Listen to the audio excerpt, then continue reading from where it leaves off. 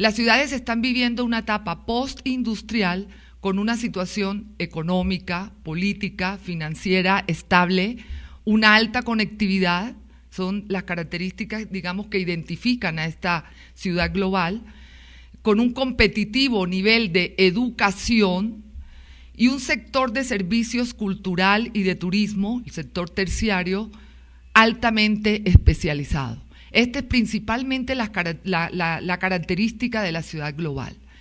Hoy en día, hoy por hoy, las ciudades que se consideran parte de este concepto de ciudad global son Londres, o sea, en el top de digamos que las ciudades más que están hasta arriba, Londres, Tokio, Nueva York y París. Son las ciudades que consideradas que cuentan con todo o que cumplen con este listado de características que aquí, perdón, que esto es para señalar, sí, que aquí se muestra, ¿no? Alta conectividad, competitivo nivel de educación, sector de servicios cultural y de turismo altamente especializado. Bueno, Saskia Sassen, que es una autora socióloga que también ahorita está muy de moda, habla acerca de la ciudad global o escribe acerca de la ciudad global y dice que la ciudad global forma parte de una red global de lugares estratégicos en el mundo, desde el punto de vista de la economía principalmente, ¿sí?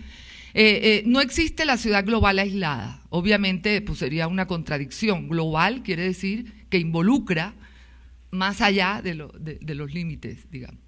Funciona como un centro de comando desde los que se dirige y organiza la economía mundial. Son centros de comando de por lo menos un circuito de producción, comercio e innovación. Londres, Nueva York y Tokio, esos cumplen con ese punto, digamos. Son ciudades o nodos de localización de servicios del sector terciario avanzado. Cuentan con servicios de turismo, todo lo que tiene que ver con el entretenimiento, etcétera, avanzado. Son lugares con funciones de producción centrales y generación de innovaciones en varias áreas, política, económica, cultural y hasta estilos de vida, como les decía anteriormente, con dimensión cosmopolita. Además, mercados para los productos e innovaciones generados. O sea, producen, pero también son mercados.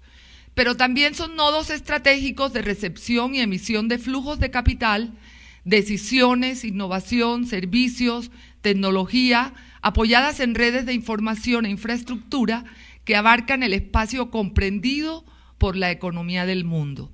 Esa es una de las características ahora más importantes, ¿no? La cuestión de el abarcar el contexto mundial.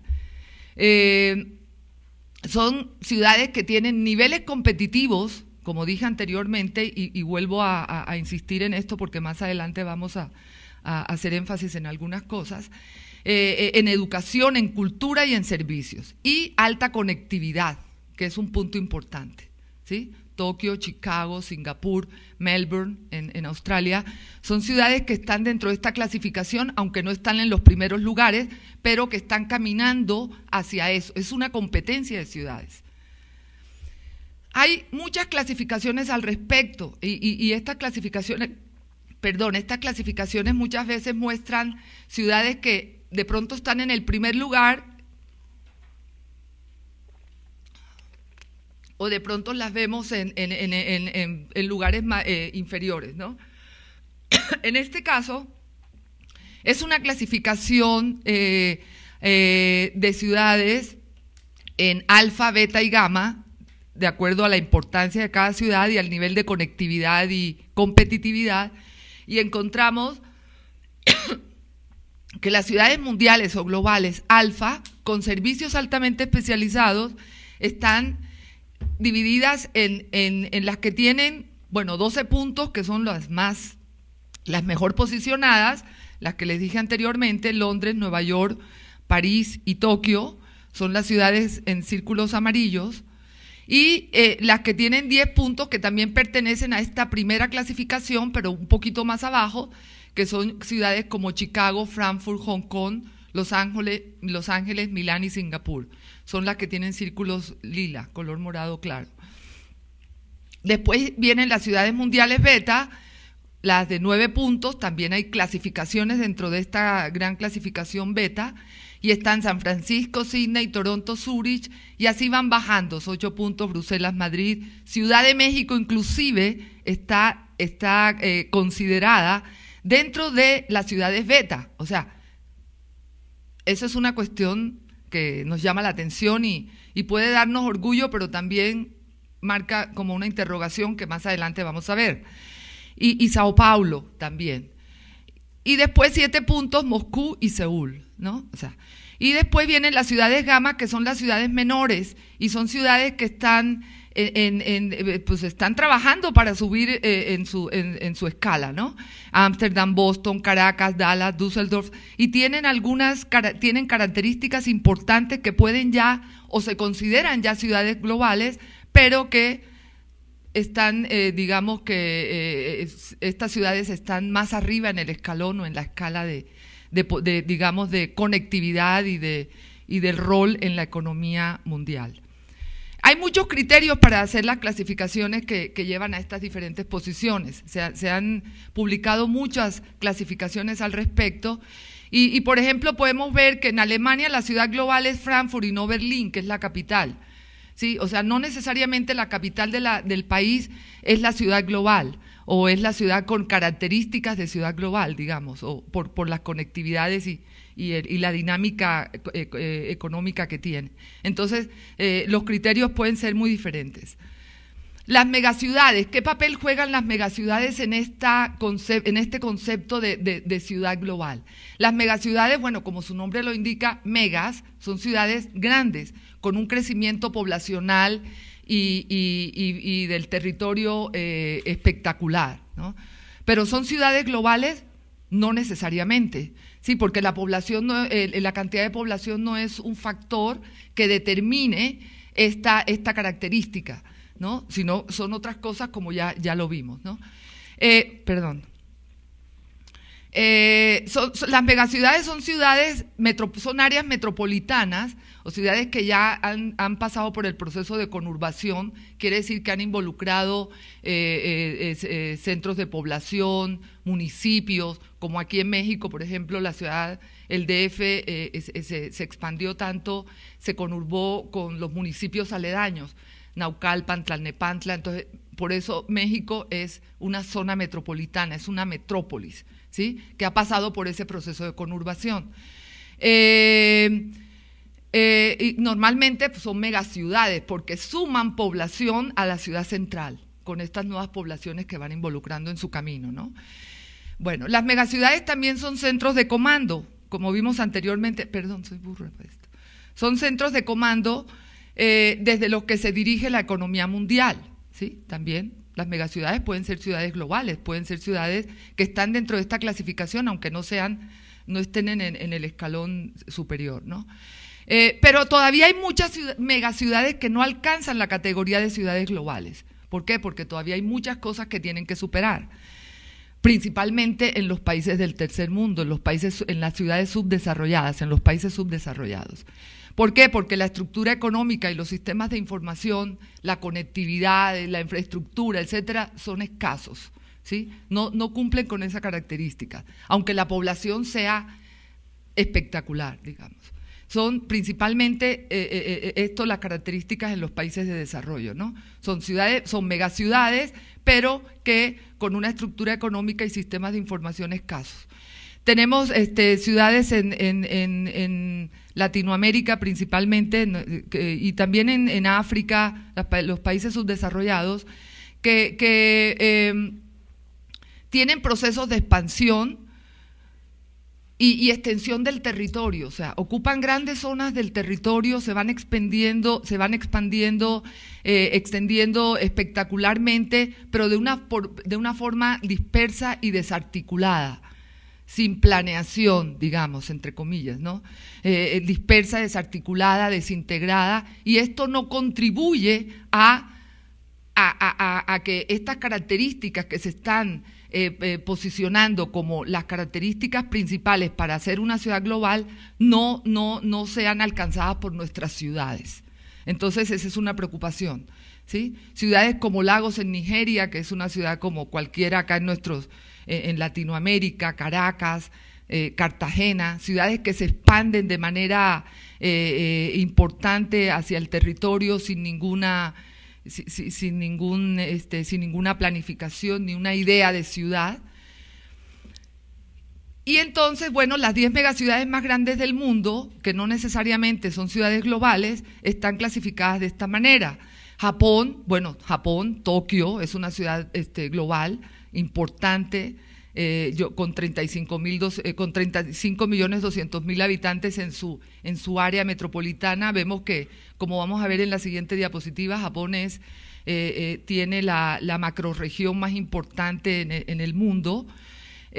Indonesia, Yakarta con 22 millones, no aparecen en la clasificación de ciudades globales. India, Mumbai, pues mucho menos, son megaciudades.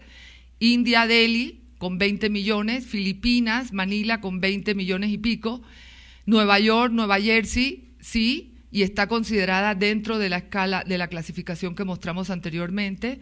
Brasil, Sao Paulo, 20 millones, está considerada con sus, igual que la Ciudad de México, están consideradas, como lo vimos en la clasificación, pero con sus asegúnes, digamos, ¿no? Corea del Sur, 19 millones, China, Shanghái, 18, aunque ya las megaciudades, ya se considera una megaciudad después de 10 millones de habitantes. Obviamente estos son ciudades que sobrepasaron completamente esta. Este cuadrito que muestro aquí es una comparación de la población en 2007 de algunas de estas ciudades y la población y lo que serán estas ciudades en 2025. Y vemos que algunas se conservarán, fíjense, Tokio seguirá estando en la punta del iceberg, ¿no? Va a ser la ciudad importante todavía hasta 2025. México baja del segundo lugar a el sexto lugar. No sé si eso sea bueno o sea malo.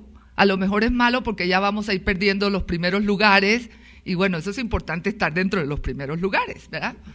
De lo que sea, exacto. Pero bueno, eso habría que hacer un estudio a ver si esto es bueno o malo. Nueva York, vemos que Nueva York también pierde al séptimo, baja del tercero al séptimo. ¿Quién sabe qué va a pasar ahí? Sao Paulo, del cuarto al quinto, más o menos podemos decir que se mantiene. Mumbai sube, Mumbai, esta ciudad de India, sube considerablemente al segundo lugar. No quiere decir que van a ser ciudades globales, sino simplemente que la población va a aumentar. Y así, Shanghái también más o menos se mantiene, esta ciudad se mantiene, Buenos Aires baja considerablemente su población, digamos que su ubicación del 9º lugar al 16 lugar, o sea, va a perder población. Y así sucesivamente vamos viendo Río de Janeiro, también va a bajar, el Cairo, que es una ciudad importante, también sube, Beijing se mantiene, Moscú baja, etcétera, etcétera. Entonces aquí vamos viendo qué va a pasar con las ciudades. A nivel de cantidad de población, no sabemos qué va a pasar a nivel de desarrollo. O sea, esto es un cuadro que nos habla del crecimiento que van a tener las ciudades a nivel demográfico, mas no nos habla de desarrollo. Y eso es el punto, el reto, el punto clave, ¿sí? Y las que suben todas están en Asia y África. Exacto, si nos damos cuenta, las que suben Asia y África son las que van a aumentar de población y es donde se va. Bueno, como les decía, las megaciudades son áreas metropolitanas con más de 10 millones de habitantes. Sin embargo, la expansión y fusión de áreas altamente urbanizadas podría mantenerse como una tendencia, ¿sí? O sea, las ciudades van a crecer, la expansión, la fusión de áreas va a seguir dándose, eso no lo vamos a poder parar, es un proceso es un fenómeno del proceso de urbanización.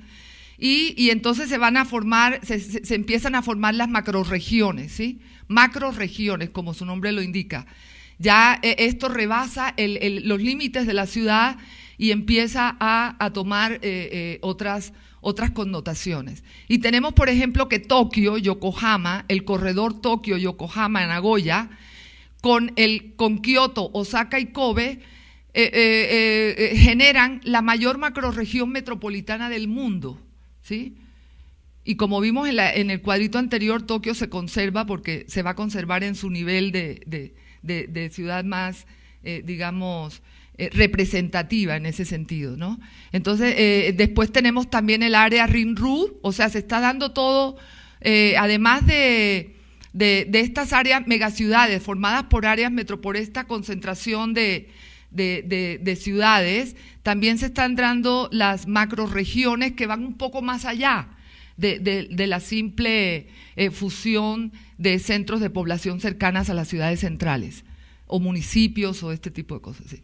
Área Rin-Ruhr también, que va desde la parte sur, Bonn, hasta Düsseldorf en el norte y Dortmund, llegan hasta a Dortmund. Esto en Alemania también es una importante macrorregión, igual en Estados Unidos la famosa BOSWASH, Boston, Nueva York, Filadelfia, Baltimore, Washington. Y después la Ciudad de México, que bueno, que ya está en ese proceso y es la megalópolis de México. ¿Sí? Ya estos son megalópolis, ya el área está superada, el área metropolitana, la megaciudad, a lo que es la megalópolis. Y entonces México estaría conformada por Ciudad de México, Puebla, Tlaxcala, Toluca, Pachuca, Cuernavaca, Santiago de Querétaro y Santiago de Querétaro. Esa es una macrorregión que está en proceso todavía no está consolidada, está en ese proceso de consolidación que, bueno, faltan años para que eso llegue. Pero funcionalmente, exactamente, ya funcionalmente están conectadas con sistema de transferencias, etcétera. Por otro lado está Los Ángeles, San Diego, Ensenada, Chicago, Milwaukee, San José, San Francisco, Oakland en San Francisco, Sao Paulo también con una macrorregión importante. Buenos Aires también ya participa en este grupo de macrorregiones mundiales, con La Plata y Rosario, entre otras. Entonces estamos viviendo un proceso importante de transformación en las ciudades del mundo. La infraestructura de equipamientos metropolitanos de conectividad y movilidad es importante, igual que la concentración de potencial económico y tecnológico en este tipo de modelos que se está dando. Bueno, estamos viendo que en 1975, en esta imagen, que es una imagen satelital donde vemos las concentraciones de ciudades a través de las luces en las ciudades, podemos ver más o menos dónde están las concentraciones fácilmente. Vemos, haciendo un comparativo, en 1975 había tres grandes ciudades. En el 2000 ya hay 20 megaciudades en todo el mundo y en el 2030 serán 30 megaciudades. La mayoría de la población mundial vive en ciudades pequeñas y medianas hoy, pero habrá un rápido crecimiento de las ciudades pequeñas y medianas y estas son las que van a empezar a ocupar escalones ya hacia las megaciudades. En 2030 habrá más de 1000 ciudades en países emergentes con poblaciones de más de 500.000 de habitantes. Esto es un dato importante y esto se explica si vemos esta pequeña gráfica que está aquí, donde cómo la población mundial ha ido creciendo, ¿sí? En 1800 el billón de habitantes, había 1 billón de habitantes, en 130 años este billón se duplica, pero después en 30 años se triplica y vamos viendo que en la medida en que va avanzando el tiempo, en la medida en que va avanzando va creciendo la población en menos espacio de tiempo, Entonces esto es lo que está haciendo que estos fenómenos se estén dando en las ciudades. Hoy tenemos 7.000 millones de habitantes en el planeta, ¿sí? Hoy, en el 2012. El 65%, como les dije anteriormente, hoy la gente habita en ciudades pequeñas principalmente. El 65% de la población mundial urbana, sí, vive en ciudades de 1 millón de habitantes, el 25% de la población mundial vive en ciudades de 1 a 10 millones de habitantes y el 10% de la población mundial en ciudades de 10 millones de habitantes. Entonces este es un proceso que va a ir como cambiando poco a poco, ¿no? Las megaciudades significa también megarriesgos y más problemas ecológicos para nuestros entornos. Hoy, no sé mañana, pero hoy, el urbanismo incontrolado, el crecimiento no planificado de las infraestructuras y por otro lado el incremento de las temperaturas, los efectos de la variación del nivel del mar, se dejan sentir de manera más intensa en esas áreas. Obviamente son más vulnerables. Efectos negativos sobre la economía de las zonas afectadas como pérdida de productividad y de puestos de trabajo y disminución de la calidad de vida. Son puntos vulnerables de desastres naturales, terremotos, tsunamis, desertificación y otros como escasez de agua, explosiones, terrorismo, etc. Son focos de crisis económica, pobreza urbana, contrastes sociales extremos, conflictos, etc. Es la parte negativa de las consecuencias de una megaciudad, no planificada, no controlada, etc. No sé si estamos conscientes de eso, porque ese es el panorama de nuestras ciudades, ¿sí? Ese es el panorama de nuestras ciudades. ¿Estamos conscientes? Bueno, hoy en día, en el siglo XXI, hay una preocupación por la dimensión ambiental, mucho más importante que en otros tiempos, ¿sí? Y los grandes temas del siglo XXI que se plantean son el deterioro y uso racional de los recursos naturales, el crecimiento de la pobreza, la sensibilización hacia los riesgos ecológicos que amenaza el planeta. Estos son nuestros cuadros, digamos, en nuestros países, en nuestras ciudades. Es indiscutible que el impacto de los temas ambientales y las innovaciones tecnológicas en las ciudades y en los modos de vida producen complejidad en el sistema urbano. El sistema urbano se vuelve más complejo en la medida en que cada uno de estos factores que hemos mencionado para lograr esa ciudad global se den en nuestras ciudades, ¿sí? O sea, las nuevas tecnologías de la información y las telecomunicaciones, la cibernética, la informática, la biología molecular, todos estos nombres que escuchamos en el momento actual, la biotecnología, la robótica, los nuevos materiales de construcción, la automatización de los edificios inteligentes, todo esto se ha convertido en parte trascendental de los estudios urbanos. O sea, todos son elementos o conceptos nuevos que tienen que estar involucrados en nuestros procesos en nuestras propuestas para la ciudad. ¿Cuál es la clave entonces? Entonces, la clave es desarrollar una estrategia global de sostenibilidad. Y esa sería la característica de la ciudad global de los países subdesarrollados, ¿sí? O sea, una característica que tiene que ser un poco diferente porque tenemos tiempos diferentes, escenarios diferentes, etcétera. Pero ¿será esto posible? ¿Será esto posible en un medio en el que el 30% de los habitantes del mundo viven en condiciones de pobreza, en asentamientos irregulares, con empleos informales? Y sabiendo que en el 2030 2 billones de personas estarán en condiciones de pobreza. ¿Esto es posible? Entonces, ¿cómo será esa ciudad global nuestra? O sea, de pobreza urbana. ¿Cómo puede ser esto posible? Puede ser posible que lleguemos a tener ciudades globales, pero no sin antes pensar en nuestra problemática, en nuestra realidad. El concepto de ciudad global se desdoblaría en muchos temas en nuestro contexto, ¿sí? Para las ciudades y países del tercer mundo, ¿sí? Impactaría a las ciudades en el ámbito físico desde el punto de vista de un nuevo modelo alternativo de desarrollo. Tenemos que verlo de esa manera. Queremos estar en los primeros lugares, queremos estar en el top en las ciudades alfa de la clasificación de ciudades globales, pero no sin antes revisar un montón de cosas que tenemos que revisar, ¿sí? Esto sería, aprovechémoslo como un nuevo modelo alternativo de desarrollo para nuestras ciudades.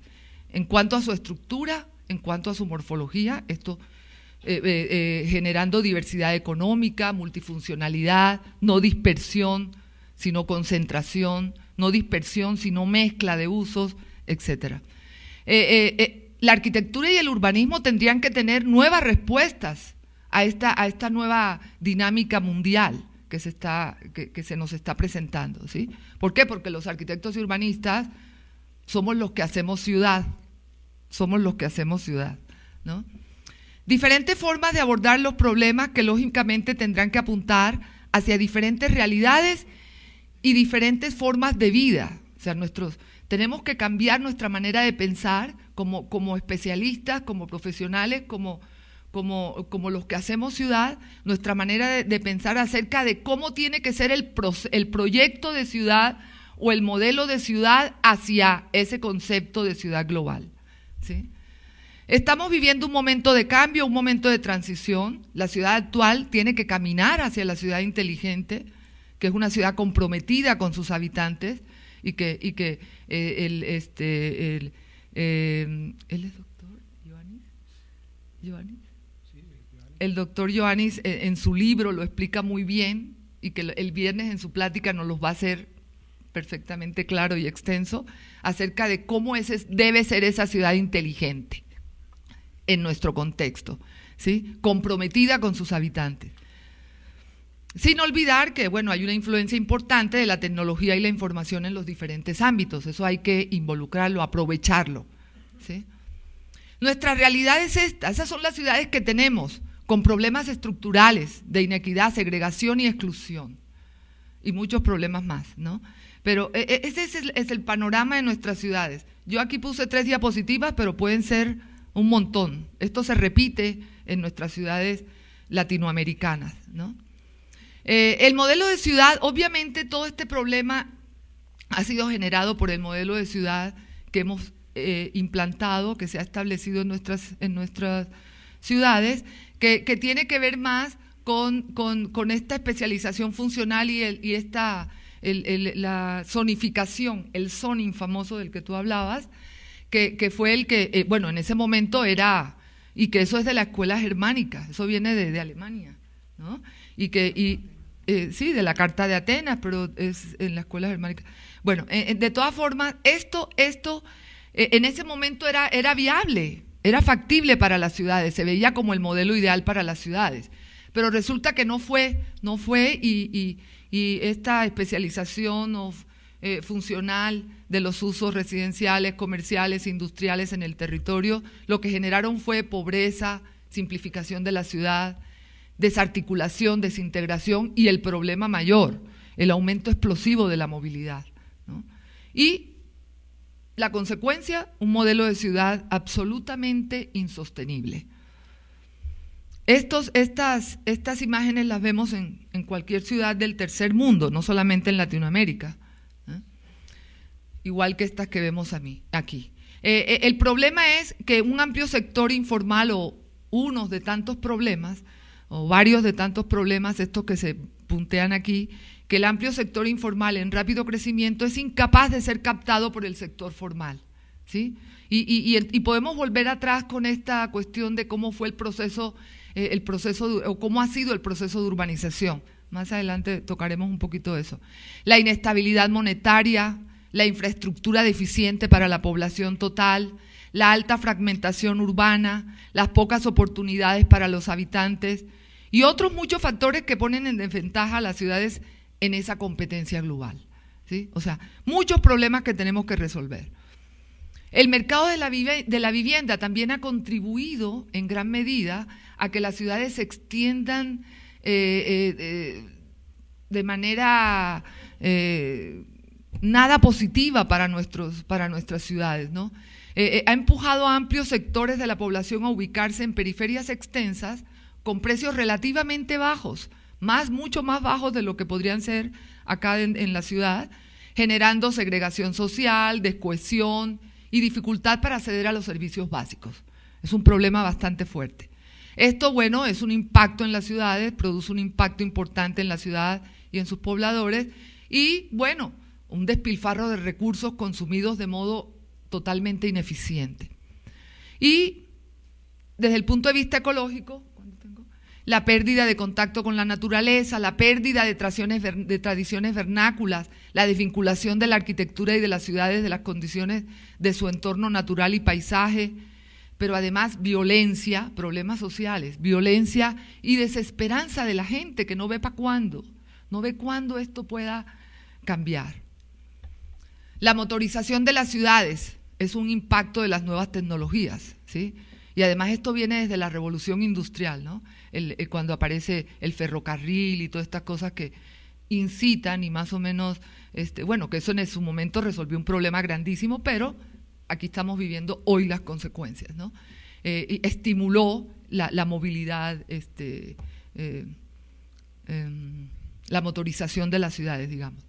La generación de oportunidades, sí generó oportunidades, pero esas oportunidades no se vieron, digamos que no se aprovecharon para una mejor calidad de vida, no se aprovecharon, no se aprovechó todo este esfuerzo, todos estos recursos para una mejor calidad de vida de la población. Hubo pérdida de los espacios públicos y residenciales de la ciudad, etcétera. Finalmente, tenemos el panorama hoy de una ciudad congestionada, invadida, atomizada, dispersa, segregada, contaminada, y que bueno, nos pone una tarea que está pendiente, nos pone un desafío, y que es repensar esas ciudades, nuestras ciudades hoy, abordando estos dos retos que hoy tiene la sociedad, que es la sostenibilidad y la entrada en la era de la tecnología y la información. Es un punto obligado. Y que bueno, veámoslo de esa manera, y así estamos en el caminito hacia concepto de ciudad global. Nuestras ciudades crecen y se expanden, ¿sí? Ese es un proceso, como les dije anteriormente, continuo, constante en las ciudades, que no lo vamos a poder parar. Lo que tenemos que ver es qué hacemos entonces ante eso, ¿sí? Las ciudades en el mundo crecen a razón de más del 12% anual. Eso lo dice Ioannis en su libro, y creo que es un dato que está fundamentado, ¿no? Crecen a razón de más del 200% anual en sus áreas urbanizadas, mientras que la población aumenta en 3% o 4%. Eso nos dice que aunque la población no crezca, las ciudades se expanden, se siguen expandiendo, el territorio sigue creciendo. ¿Por qué?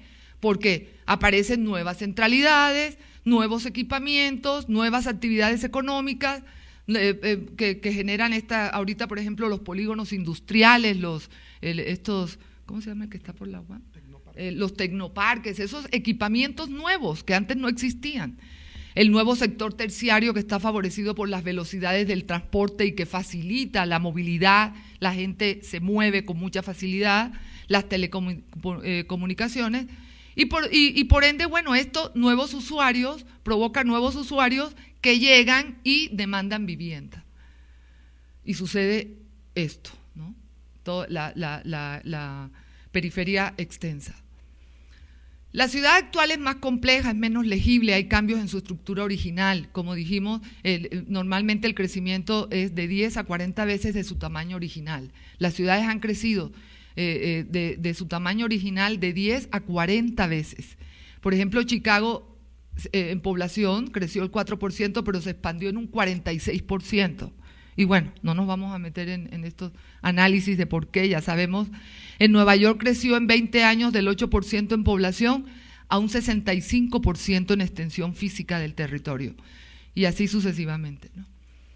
En los países del tercer mundo, el crecimiento demográfico acelerado y la cuantiosa migración de población hacia las grandes ciudades han dado forma a un proceso de urbanización que se distingue tanto por la relativa rapidez con que ocurre como por la manera en que dicho proceso está afectando nuestras formas de organización social, económica y política. Entonces ya el proceso de urbanización se convirtió en una amenaza, ¿no?, para nuestras ciudades. Es un estilo, el proceso de urbanización, como ustedes todos deben saber, es ese cambio de estilo rural a estilo de vida urbana, es crecimiento, es expansión de las ciudades, es crecimiento en población también.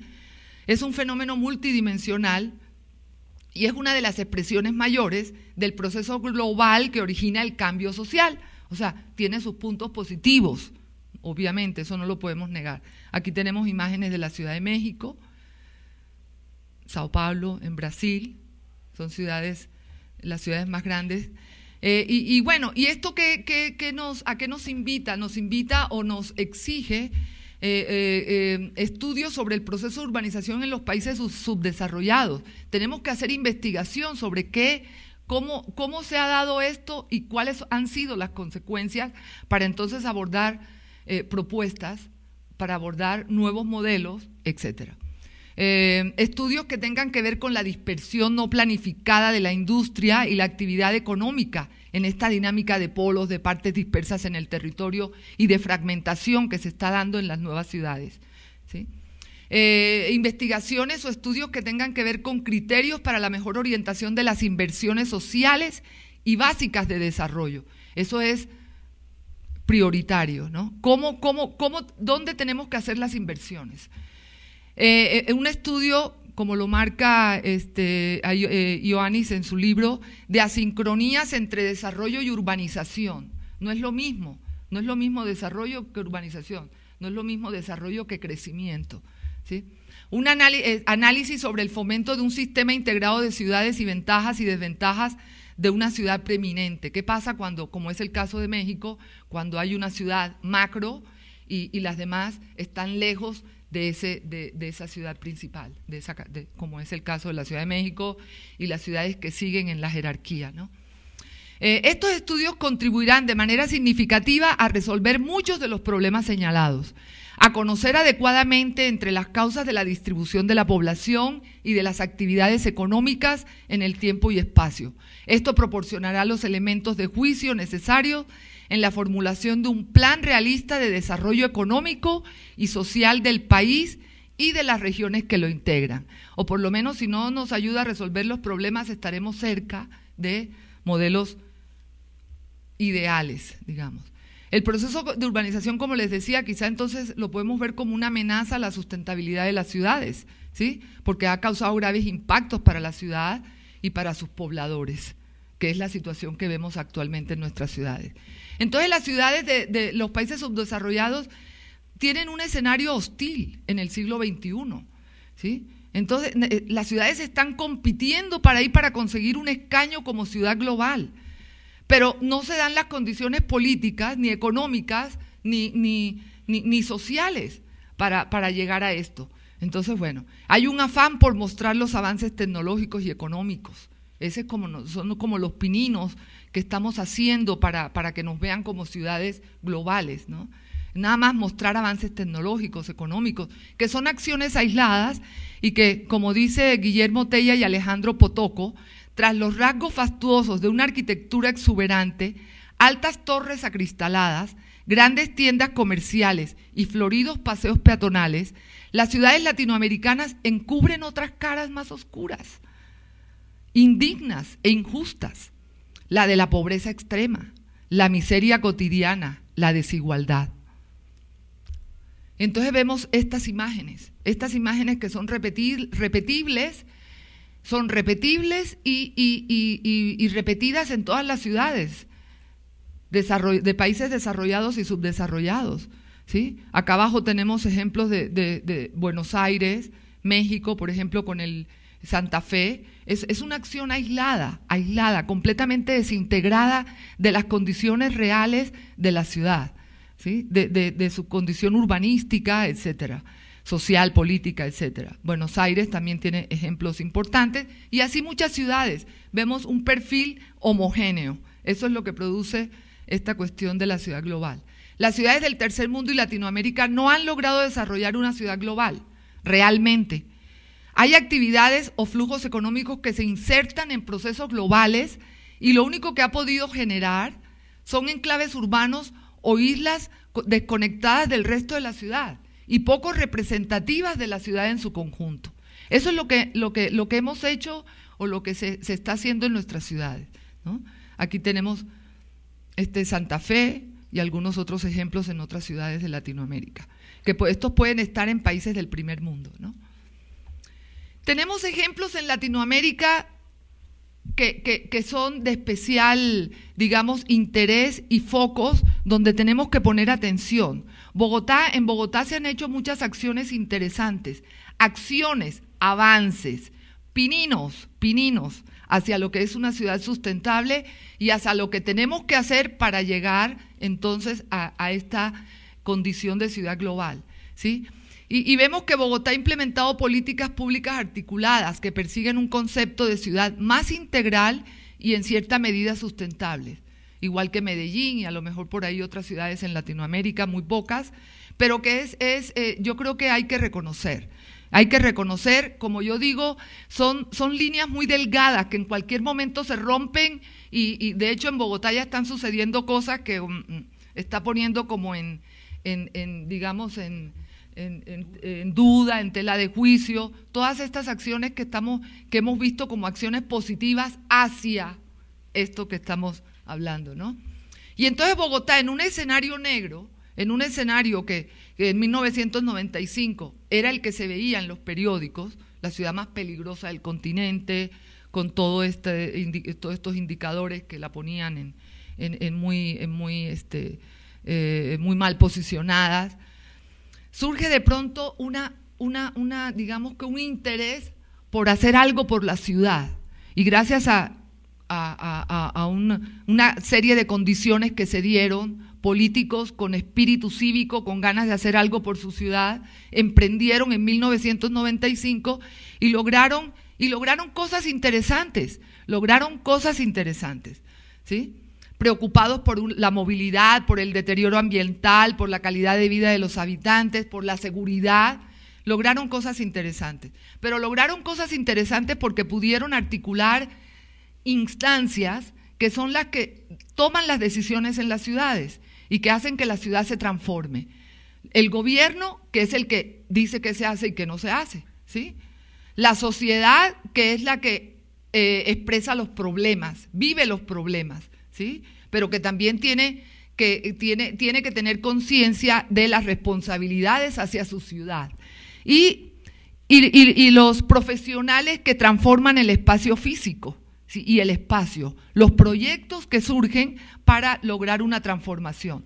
Entonces, se articulan estas tres instancias y se logran cosas muy interesantes. Proyectos como el Transmilenio, la transformación o digamos, acciones en el espacio público, vivienda para la gente, colegios o escuelas, bibliotecas, ciclorrutas, parques, una serie de proyectos que logran cambios.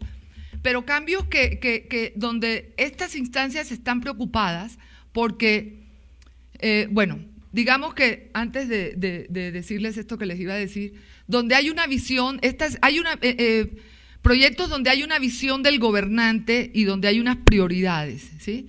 Donde hay una mirada al exterior, una mirada a ver qué está pasando en el mundo, que son las tendencias globales. Tenemos que mirar qué está pasando afuera, tenemos que mirar qué está pasando, qué se está haciendo, ¿sí? Y me acuerdo, entre muchas, una de las acciones que hizo Bogotá, que implementó, fue el traer a la ciudad o implementar en la ciudad una figura, un instrumento que la ONU, el de la Agenda 21, que fue creada por la ONU para lograr que las ciudades fueran más sustentables. Bogotá toma esa iniciativa, digamos que la ajusta a las condiciones de la ciudad y se trabaja en base a una figura internacional, ¿sí? Eso no es malo, al contrario, ¿sí? Entonces, las tendencias globales es importante, pero también con un proyecto, digamos que con un problema, un eje que es el que va a dar, el que va, digamos, a hacer el despegue de toda esa transformación que se quiere, que es la movilidad urbana, ¿sí? Y bueno, y unos problemas que son locales. Pero, ¿cuál es el éxito de las intervenciones en Bogotá? Que son intervenciones útiles para varias generaciones, que son proyectos que van a trascender, no son proyectos para el periodo del gobierno en ese momento, no, van a trascender, van a ser útiles para varias generaciones. pero además son intervenciones que van a facilitar la vida a la población, pero además son intervenciones que van a sorprender a la gente, a poner a soñar a la gente, a tener credibilidad, a tener ilusiones y ya no la desesperanza aquella de la que hablábamos al principio, ¿no? Y que son acciones que van a resolver problemas. Y es este eje de la movilidad. Y entonces empiezan a implementarse algunos proyectos, el Transmilenio, que como ya ustedes saben, es un proyecto que realmente no fue originario de Colombia, porque esto primero nació en Curitiba, en Brasil, y entonces fue inspirado en ese proyecto, pero eso no es malo, siempre y cuando vaya a proporcionar ventajas para nuestras ciudades. Vengan los buenos proyectos a nivel internacional que se han hecho en otros, vengan, pero vamos a ajustarlos a nuestras realidades, ¿no? Y entonces, bueno, el Transmilenio, que como ustedes saben fue un proyecto bastante exitoso en su momento. Ahorita, como estaba hablando con mis compatriotas colombianos, ya está superando y ya hay que estar mirando, ya está saturado y hay que estar mirando qué viene, que yo espero que ya eso lo tengan contemplado, ¿sí? ¿Qué viene ahora? Supongo que el metro, ¿no? Pero que eso que viene se va a integrar a este sistema que ya empezó, que es el Transmilenio. No va a ser otro proyecto que se le ocurrió al nuevo gobierno que llega, sino que ya viene con dónde va a encajar, como una pieza de rompecabezas en esto que ya está, que ya existe, ¿no? Se generan espacios como este, vigorosos, bellos, donde vive la gente, donde comparte con el equipamiento, con el transporte, con el espacio público, donde la gente se comunica, etcétera. Y además, proyectos como el de las ciclovías, que también resuelven muchos problemas en Bogotá. Es un proyecto que se ha implementado de manera muy inteligente. Se crearon espacios con calidad, que eso es muy importante, espacios con calidad tanto en las zonas ricas como en las zonas pobres. No hubo diferencia de ninguna clase de materiales ni de nada. Un momento. Y un respeto, y espacios donde hay un respeto por la dignidad humana, ¿no? Espacios diseñados, tanto en el norte como en el sur, en integración con equipamientos, espacios culturales, esto es una biblioteca, etcétera. Y también recuperación del espacio público, esto es el antes y el después, donde se recuperan las banquetas, ¿sí? O los andenes, allá le decimos andenes, pero hay una recuperación del espacio público importante, se recuperan espacios para la gente.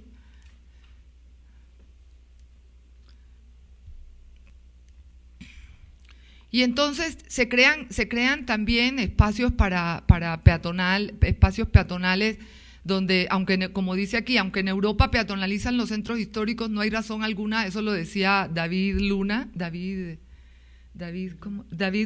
que fue magistrado, fue miembro del Consejo en Bogotá. Él vino en una de nuestras ediciones, decía que aunque en Europa se peatonalizan los centros históricos, no hay razón alguna para no incluir avenidas peatonales y se cree toda una red peatonal dentro de los planes viales de las zonas de expansión de nuestras ciudades. O sea, esto también debe formar parte del sistema de movilidad, ¿no? Entonces se hacen parques, el espacio urbano se transforma para beneficio de la gente. Como les digo, zonas deprimidas también son favorecidas con este tipo de proyectos. Estos son algunas, sí, seguimos en todas las ciclovías, pero dice, por ejemplo, la diferencia en los niveles de ingresos se siente en el tiempo libre y la única alternativa de los pobres es el espacio público peatonal. Esto decía David Luna. Esto es interesante. También es en el espacio público donde apenas comienza a compensar nuestras enormes desigualdades. Es importante, el espacio público es vital. Se transforman espacios en la ciudad, parques para todos, escuelas para todos, colegios, donde maestros que dan clases en las zonas ricas también tienen que cumplir su dosis de clases en las zonas pobres. Espacios dignos para los niños, para todos. pero además involucran la cuestión ecológica en los proyectos. Ahora hay un sistema, bueno, Bogotá tiene un sistema de 13 humedales, o si no me equivoco, que están incorporándolos al desarrollo urbano. O sea, cómo los parques empiezan a formar parte de este gran sistema de entretenimiento pasivo y activo para la gente, y aprovechan estos cuerpos de agua. Los humedales son los cuerpos de agua, lagunas, presas, etcétera, para la diversión de la gente. Y entonces surgen estos parques, el Parque Lineal Juan Amarillo, ¿sí?, que son parques con esta característica. Esto es interesante. Y bueno, espacios que están siendo recuperados, porque eran espacios que estaban totalmente deteriorados y que uno nunca se pudo imaginar que pudieran ser recuperados de esta manera, y que se están involucrando al desarrollo urbano. Esto es interesante. Espacios como estos, esto es un espacio que está al nivel de cualquier espacio en Europa, ¿no? Estos que vimos que Sergio nos presentó. Es un humedal que está siendo utilizado. Bueno, la filosofía, la inversión pública es la locomotora inicial del cambio. La ciudad es un tema de Estado y de responsabilidad local, y la transparencia y confianza son la clave del éxito, ¿sí? Defender el interés general sobre el particular y defender lo público sobre lo privado.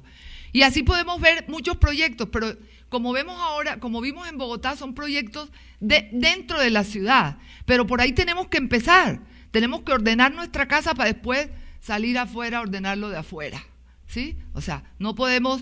Entonces aquí empezamos a ver algunos proyectos internacionales que ya tienen esa otra dimensión, ¿sí? ¿Por qué? Porque están en la posibilidad y porque ya arreglaron algunos problemas dentro de su casa, y entonces ahora hay que ver hacia afuera. Esto es un master plan sustentable en Corea del Sur, en Seúl, que hizo Foster & Partners, y está concebido como un desarrollo sostenible, autosuficiente, donde los 300 kilómetros cuadrados de plan maestro se extenderán orgánicamente desde una columna central de transporte, creando un centro. ¿Lo puedes hacer más chiquito? Es que no se ve la parte de abajo. Desde la columna central, no se puede. No. Bueno, déjalo. Desde la columna central de transporte, creando un centro para la industria verde y atendiendo a una población que se espera que sea, no me acuerdo, porque no, ahí decía, de 35.000 a 320.000 habitantes. O sea que ya los proyectos están viendo esa dimensión, están teniendo esa dimensión. Ya están previendo la población que va a haber en esa, me imagino que será una macrorregión, porque ya esto es un espacio afuera de la ciudad, en un futuro. A eso tendremos que llegar, Entonces son proyectos, bueno, y algunos otros proyectos como en Osaka, Japón, que tiene que ver con esta necesidad de espacios verdes en la ciudad, en las megaciudades que ya no tienen espacios verdes, y que traer el verde a las metrópolis mundiales, pues se ha convertido en una necesidad, ¿sí? En Asia eso es prioritario. Entonces, bueno, las famosas azoteas verdes, pero digamos que con una visión de integración, etcétera. Y para terminar, como conclusión, yo ponía aquí que durante las últimas décadas se ha asistido a una profunda transformación de la estructura del territorio a partir de los nuevos procesos económicos. Desde la aparición de la idea de ciudades mundiales o ciudades globales, se han redefinido nuevas categorías urbanas. Las centralidades urbanas han adquirido dimensiones globales. Las ciudades compiten por participar en redes económicas globales, de tal manera que ya el hinterland de una centralidad es todo el planeta. Eso lo tenemos que tener presente. A medida que las ciudades, estos son ideas, no son ideas mías nada más, de mucha gente. A medida que las ciudades crecen en tamaño y población, la armonía entre los aspectos espaciales, sociales y ambientales de una ciudad y entre sus habitantes se convierte en vital. Es importante esta cuestión de armonizar todos estos aspectos. En el ámbito administrativo y político es imprescindible considerar las áreas metropolitanas para comprender de un modo razonable las necesidades que surgen en el presente. Ya tenemos que pensar en una dimensión metropolitana, ¿sí? En México tenemos un problema que todavía no está resuelto. La metrópolis está ahí, pero el problema metropolitano no está resuelto. Todavía tenemos problemas de que un taxi, porque pasa la línea del estado a la ciudad, te cobra el triple porque ya pasaste a la ciudad o porque ya… o sea, el problema del transporte en ese sentido no está solucionado. Ese es un problema metropolitano, ¿sí? Bueno, hay que tratar de anticiparse en la medida de lo posible a las futuras, a lo futuro de las ciudades para intentar generar un ordenamiento urbanístico adecuado, un desarrollo integral deseado y un correcto dimensionamiento urbano necesario para alcanzar unos niveles aceptables de bienestar para la ciudad. Kofi Annan decía en el año 2000 que el futuro de la humanidad se halla en manos de las ciudades, de administraciones urbanas conscientes de su responsabilidad y de una evolución urbana sostenible. Creo que tiene toda la razón.